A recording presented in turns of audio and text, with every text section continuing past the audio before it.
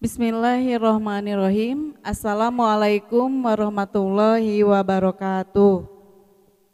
Alhamdulillahirabbil alamin wa bihi nasta'inu ala umuri dunya wadin wa ala alihi wa sahbihi ajmain.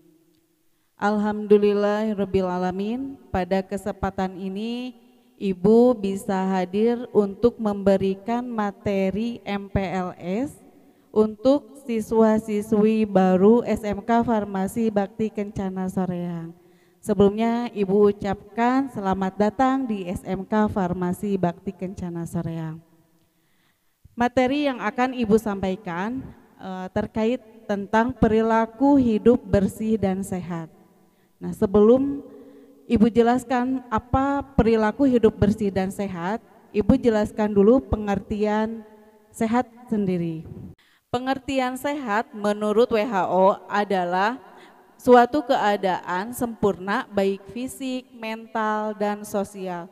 Tidak hanya suatu penyakit atau kelemahan atau kecacatan.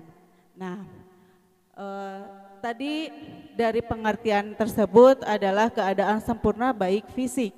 Nah, yang dimaksud fisik di sini adalah tubuh. Nah, misalnya fungsi dari organ tubuh atau fungsi dari mata bisa melihat, fungsi dari hidung bisa mencium, fungsi dari telinga bisa mendengar. Nah, keadaan sempurna tersebut adalah di mana si organ-organ tubuh bisa berfungsi secara maksimal ya atau secara optimal. Yang kedua, dari pengertian sehat adalah keadaan sempurna secara mentalnya atau kejiwaannya. Nah, untuk kejiwaan itu bisa dibarengi dengan bagaimana kita cara mendekatkan diri kepada Tuhan atau Allah Subhanahu wa taala. Nah, yang ketiga, kesempurnaannya yaitu sosial. Maksud dari sosial itu bagaimana kita bisa beradaptasi, kita bisa beradaptasi dengan lingkungan atau bisa menerima apa yang ada di lingkungan sekitar. Itu pengertian sehat menurut WHO. Yang kedua yang dijelaskan adalah faktor apa saja yang mempengaruhi kesehatan. Ada 3 faktor yang mempengaruhi kesehatan, yaitu pertama host, agent, dan environment. Apa sih itu host? Host itu adalah manusia sendiri, dan agent itu adalah suatu penyakit atau kuman. Yang ketiga adalah environment atau lingkungan. Nah, untuk supaya kita bisa tetap sehat, ketiga faktor tersebut harus seimbang, baik host, agent maupun environment. Yang ketiga adalah perilaku hidup bersih dan sehat, ya, di mana perilaku hidup bersih dan sehat itu adalah meluas, ya, artinya itu sangat luas. Jadi pertama, perilaku apa saja yang bisa membuat hidup kita tetap bersih dan tetap sehat. Kita harus bisa menjaga makanan kita. Yang kedua misalnya dengan istirahat yang cukup. Yang ketiga olahraga yang seimbang. Yang keempat adalah lingkungan yang bersih. Nah, untuk makanannya yang bagaimana yang bisa membuat perilaku hidup bersih kita dan kita tetap sehat, yaitu makanan yang seimbang. Makanan yang seimbang itu makanan yang mengandung gizi seimbang. Artinya tidak perlu makanan yang banyak, tetapi dengan gizi seimbang. Misalnya karbohidratnya ada, proteinnya ada, vitaminnya ada, mineralnya juga ada. Itu termasuk makanan yang dengan gizi seimbang. Yang kedua istirahat yang cukup, ya. Istirahat yang cukup itu bisa mempengaruhi kesehatan kita, ya. Kalau misalnya kita istirahatnya kurang, tentu autoimun atau tubuh kita imunnya akan melemah sehingga akan mudah terserang penyakit. Ya. Yang ketiga, olahraga yang cukup. Olahraga misalnya dengan menggerakkan tubuh, energi yang terbuang itu diimbangi dengan makanan yang masuk. Terus yang keempat, dengan lingkungan yang bersih, ya, dimulai dari lingkungan sekitar kita. Yang terdekat siapa? Di lingkungan rumah, ya. Di lingkungan rumah kita harus bersih. Terus pada saat ke sekolah, lingkungan di kelas juga harus bersih. Itu faktor atau yang mempengaruhi perilaku hidup bersih dan sehat.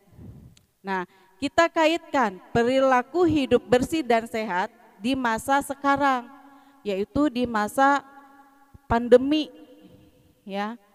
Tentunya untuk kita tetap menjaga supaya tubuh kita tetap sehat, kita harus bisa menjaga tadi ya, yang faktor kesehatan itu.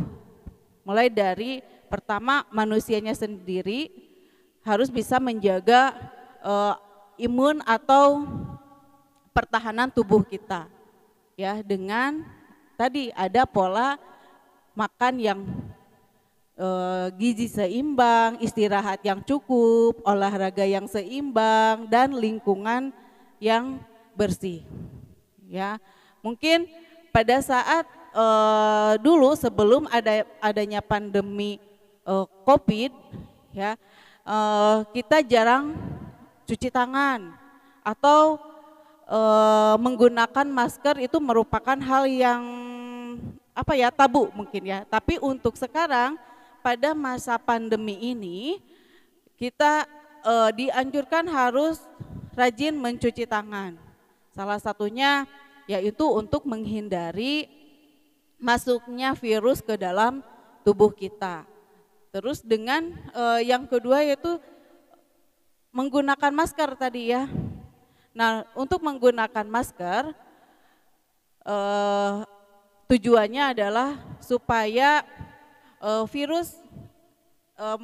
menghindari virus masuk ke dalam tubuh kita, dan apabila di tubuh kita ada virus juga menghindari untuk masuk ke orang lain. Itu mungkin ya untuk materi perilaku hidup bersih dan sehat di masa pandemi. Dan untuk di sekolah jangan lupa adik-adik nanti pada saat misalnya untuk masuk ke sekolah atau sudah diizinkan untuk ke sekolah, ya, jangan lupa dari rumah menggunakan alat pelindung diri atau APD lengkap ya, misalnya dengan menggunakan masker, bisa kalau di jalan atau menggunakan angkutan umum, menggunakan handscoon atau sarung tangan ya, supaya terhindar dari atau mencegah masuknya virus ke dalam tubuh kita. Nah, setelah masuk ke lingkungan sekolah, jangan lupa untuk mencuci tangan ya. Setelah pulang dari sekolah menuju rumah pun seperti itu. Jangan sampai nanti kalau sudah masuk kalau sudah pulang dari sekolah menuju rumah, sudah sampai di rumah jangan lupa melepaskan pakaian yang sudah dari luar ya, terus jangan lupa cuci tangan dan mandi ya. Mungkin dari ibu amanatnya adalah kita harus bisa menjaga kesehatan dengan yang tadi sudah dijelaskan, pola makan ya, supaya imun atau pertahanan tubuh kita tetap fit ya, terus dengan istirahat yang cukup, olahraga teratur, dan menjaga lingkungan kita tetap bersih ya. Itu mungkin untuk materi perilaku hidup bersih dan sehat dari ibu. Dicukupkan sekian, mohon maaf Apabila ada kekurangan dan kesalahan, Ibu tutup. Wassalamualaikum warahmatullahi wabarakatuh.